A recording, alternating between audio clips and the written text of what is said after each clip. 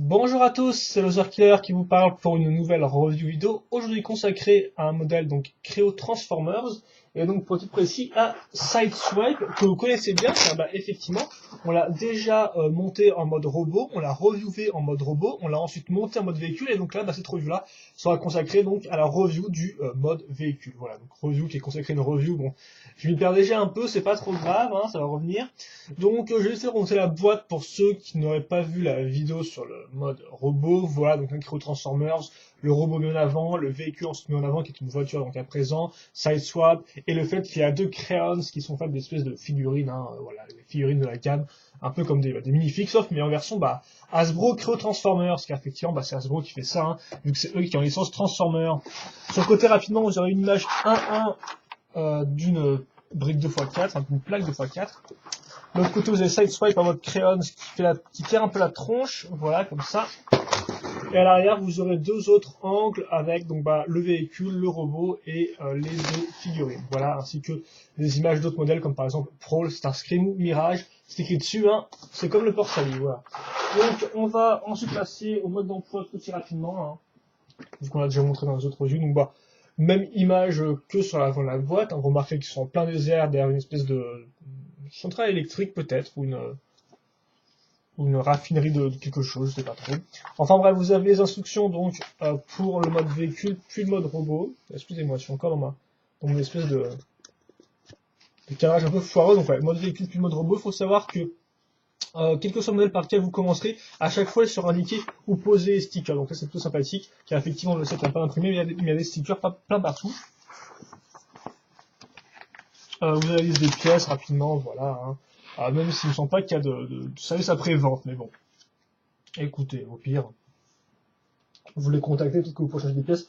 Si vous avez des problèmes, personnellement, je n'ai pas eu de problème avec les pièces que j'ai eues, en tout cas, voilà, fallait le noter. Donc, ensuite, rapidement, les crayons aussi que j'ai déjà montré. Donc, vous aurez un humain sans nom, hein, qu'on va appeler Raoul Larage, tiens, il me semble qu'on l'a appelé comme ça, voilà. Hop là. Qui me rappellera un peu l'arc Némésis du héros dans The Wizard. Peut-être que certains connaîtront ce magnifique film des années 80, 90.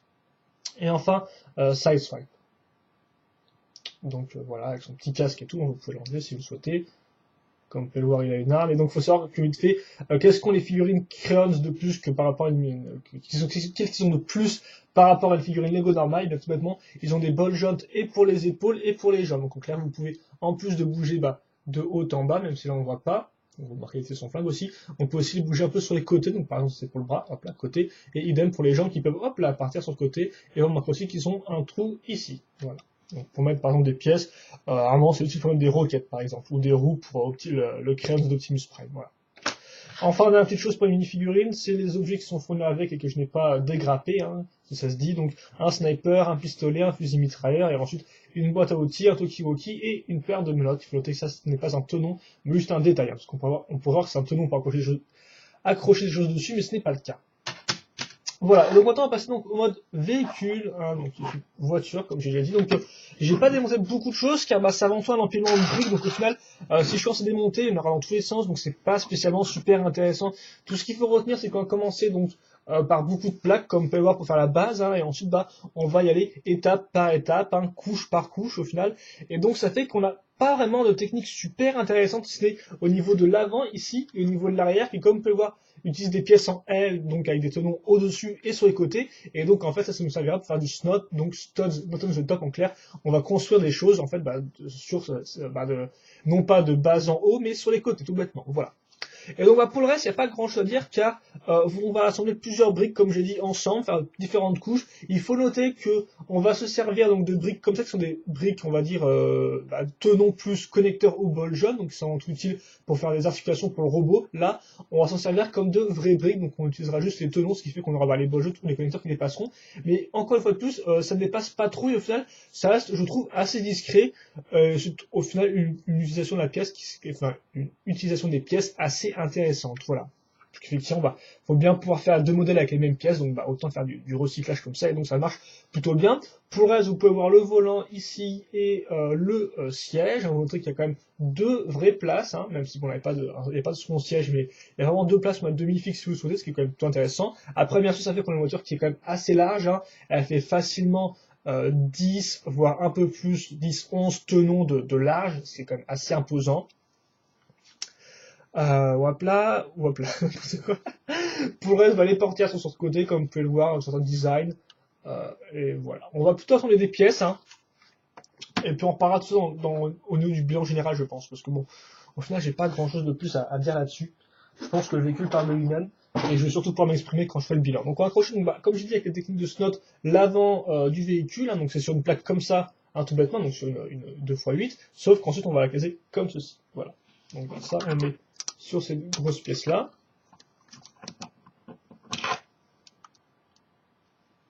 Pour ceux qui se demanderaient, les roues tiennent dans des pièces 2x1 plus trou technique rond, donc en clair, voilà, ceci et ceci. Ensuite, l'arrière du véhicule. Vous noterez les 4 pots d'échappement quand même, ça déconne pas, ici, qui sont eux aussi raccrochés grâce à une pièce un peu de SNOT, quoi. On va mettre ces pièces-là à l'arrière, comme des pièces pentues, hein. Donc bah, vous pouvez remarquer les différents stickers qu'il y a tout au long du véhicule, voilà, comme ça. Donc pas mal de pièces pentues dans le tas. Ça va surtout au niveau de l'avant, je pense, hein, avec quand même des bonnes pièces pentues, des pièces un peu plus courbées, mais il y en a vraiment dans tous les sens. Donc ça, on a un refaire un peu plus tard. Ensuite, mettre cette pièce-là ici, donc qui est utile pour accrocher les vitres, mais comme vous pouvez voir, en fait, qui maintenant bloque totalement l'accès au volant, en fait. Hein. On peut carrément plus voir le volant, il est carrément planqué sous le truc, c'est un peu bizarre. Ensuite, on va prendre des moitiés de vitres qui sont de base, en fait, c'est pour les transformeurs qui ont, on va dire, deux vitres sur leur corps, en fait, qui ont une vitre qui sépare, là. C'est pas le cas avec Side Swap, mais bon, ils ont pas refaire une pièce unie, donc voilà, c'est pour ça qu'on a deux pièces différentes, distinctes. Et enfin, on n'a plus qu'à cocher le haut du véhicule, qui est complètement une plaque, hein, enfin le haut.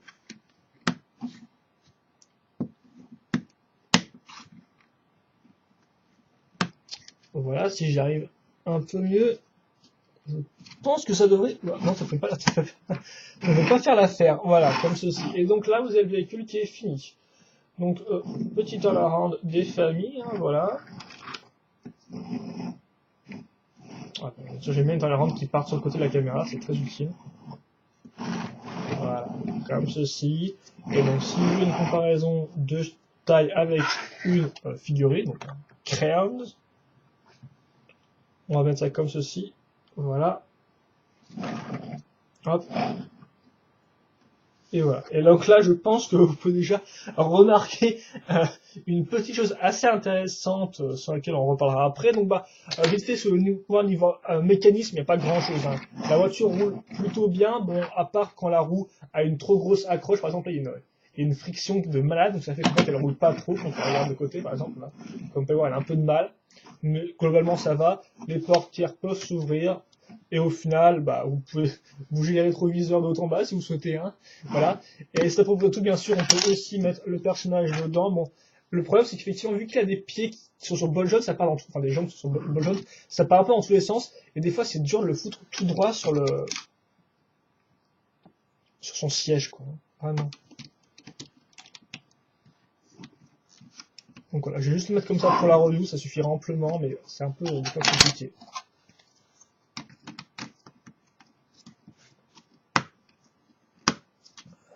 Bien adapter ça. Hein. Voilà. Hop.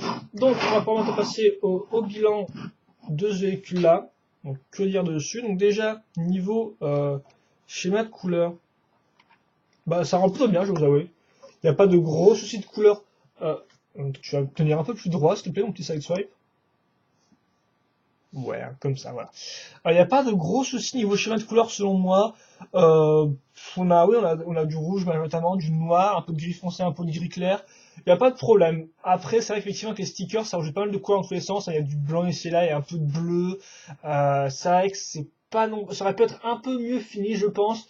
Mais néanmoins, c'est pas non plus scandaleux. On a quelque chose qui est très agréable à l'œil. Même si assez classique et au final, des fois un peu dérangeant au niveau de certaines couleurs utilisées ici et là au niveau des stickers. qui casse un peu l'ensemble. Mais globalement, ça va. Ça aurait pu être mieux, par contre, je pense.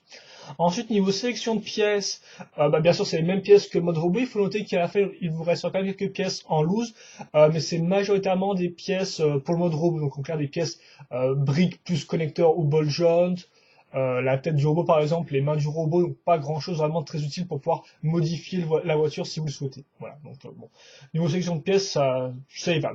Majoritairement pas mal de pièces pentues. Voilà. Ensuite, on a la construction. La construction, comme j'ai dit, est ma foi fort agréable. On empile des briques. On n'a pas, contrairement au mode robot, je trouvais que c'était un peu répétitif vu que forcément on fait 2 fois les bras, 2 fois les jambes, etc. Là, même si forcément c'est une voiture qui est comme symétrique, normal quoi, eh bien on n'a pas cette impression de répétitivité. On a quand même, je trouve, une construction qui est ma foi fort agréable et voilà, assez sympathique. Elle est pas extraordinaire. Il n'y a pas des techniques de fou furieux, à part quelques petits trucs de snot très simples. Franchement, c'est tout à fait normal, mais franchement, je trouve ça assez agréable à construire, personnellement. Après, c'est vrai que j'avais pas construit le Lego depuis un certain temps, donc peut-être pour ça, mais bon. Franchement, j'ai passé un bon moment à le construire, donc voilà. Et puis, de toute façon, vous pouvez voir la vidéo en question dans la live construction consacrée à ce mode-là, voilà. Ensuite, niveau mécanisme, c'est une voiture, elle roule, c'est déjà bien. On a un volant, des portières qui s'ouvrent, c'est bien aussi.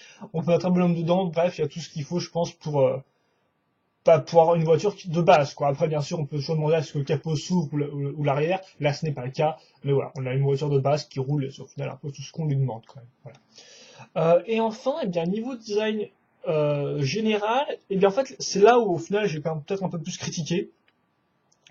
Parce que, bon, déjà, comme je l'avais dit pour le modèle robot, cette voiture-là n'a pas grand-chose à voir avec les anciennes versions de Sideswipe.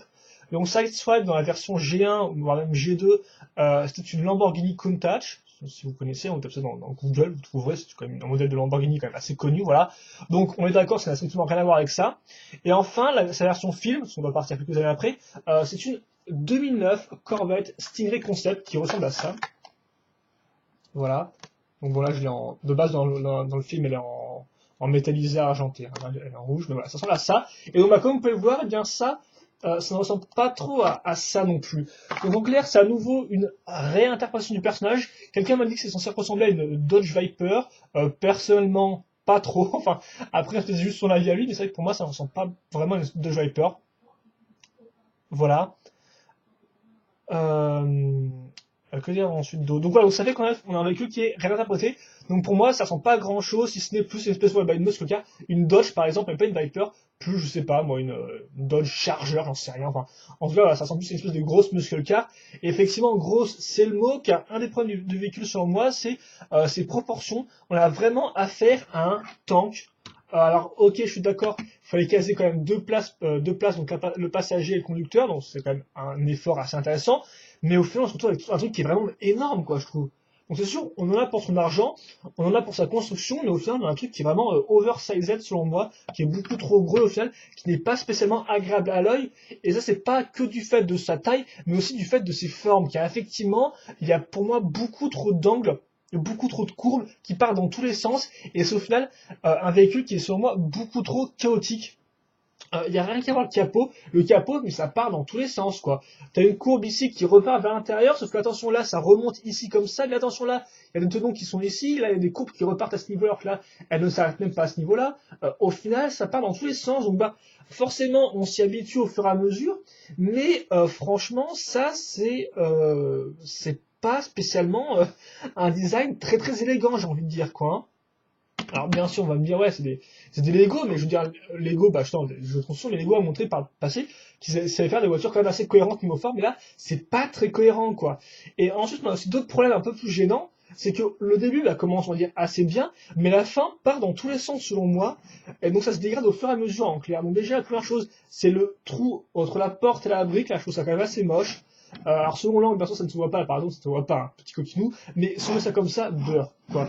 Donc ça se voit, on a un gros trou ici, et puis ensuite, franchement, voilà, là ça rend bien, on a un beau garde-boue, on a un bel arc et tout, et là, c'est quoi ça, quoi? Là, on voit qu'on a une pièce pentue, donc on a un vieux vide, et ensuite on a le garde-boue qui d'ailleurs part plus loin que là où la voiture s'arrête en fait. En plus, on pourra noter quand même la vieille courbe qui est cassée sous cette espèce de grosse pièce carrée là, hein, donc Là aussi, quand même très moche au niveau de la forme de la voiture qui suit. Là, c'est aussi assez carré et moche. Et donc, bah, franchement, euh, en plus, bon, bah, si on regarde ici, bon là, franchement, c'est une belle forme, je dois vous avouer. Bon là, par contre, c'est à nouveau moche, on retrouve les problèmes de chrome ici.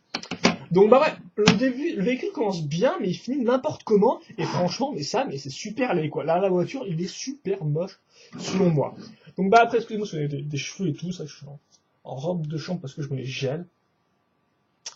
Mais voilà, donc je notais, donc il y a quand même des points que j'aime bien dans la voiture, hein, néanmoins. J'aime bien les pièces ici à l'avant, je trouve quand même qu'elle est assez imposante, elle est assez intéressante. La vitre est vraiment sympathique, je trouve, elle a une bonne forme. Voilà. La forme des portières, le fait de les mettre inclinées, c'est aussi assez intéressant, je trouve. Voilà, alors, c'est sourd. Le fait d'avoir quand même deux places, donc un passager et un conducteur, est quand même assez intéressant pour la jouabilité, pour pouvoir mettre ces deux personnages dedans. Ça, c'est un plus. On a quand même des formes ici et là qui rentrent bien, voilà. Mais globalement, je vous avoue que je suis assez déçu par ce modèle-là. Car effectivement, bah, moi, Sideswipe, enfin, la plupart des créos, je les veux avant tout pour un mode véhicule. Et donc, c'est aussi le cas avec Sideswipe. Et donc là, bah, je vais vous avouer que, bah voilà, quoi, franchement, la voiture est décevante. Déjà, elle ne ressemble pas, donc, comme j'ai dit, aux anciens modèles. Donc, bah, pourquoi pas, moi, j'ai rien contre leur interprétation, mais au final, ça ressemble à rien. Et au final, si c'est censé ressembler à quelque chose, qu'on me dise à quoi ressemble la voiture de base, parce que franchement, c'est vrai qu'il existe des voitures avec un vieux garde-boue tout moche qui laisse des trous ici et qui partent en arrière de la voiture, franchement. Hein. Donc bah voilà, pour moi, cette fois niveau voiture, c'est une déception. Alors après, est-ce que Sideswipe en général le sel, donc bah, le set tel quel, hein, donc mode robot, mode véhicule, vaut le coup? Et bien comme vous avez pu le voir, donc le mode voiture n'est pas exempt de défaut, loin de là, franchement, je pense que c'est un beau gâchis.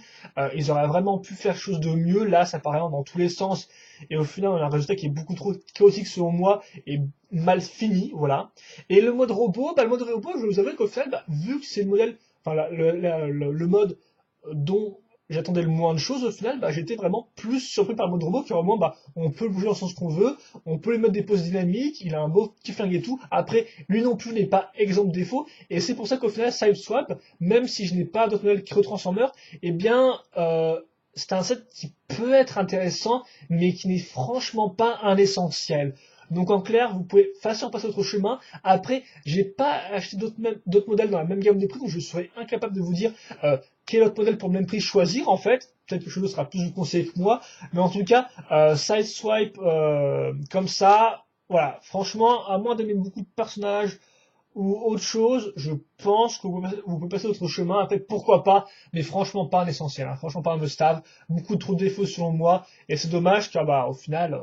J'aurais vraiment bien aimé donner sa chance, mais bon, il fait pas grand chose vraiment pour être aimé. Donc bon, Sideswipe, et donc bah, je vous conseille le mode robot au cas où si vous l'achetez, parce que je pense qu'il est mieux que le mode véhicule. Mais après, c'était que mon opinion, voilà. Et donc je pense que c'est tout à ce que c'était là-dessus. Sur des questions des commentaires, n'hésitez pas à me les poser, j'y répondre avec plaisir, voilà. Et puis bah, ceci étant dit, passez une bonne journée ou une bonne soirée, une bonne après-midi, comme d'habitude. Portez-vous bien, c'est ce qui compte, et puis nous on se retrouve plus tard pour d'autres vidéos, reviews ou pas, on verra bien. Voilà, allez, à plus.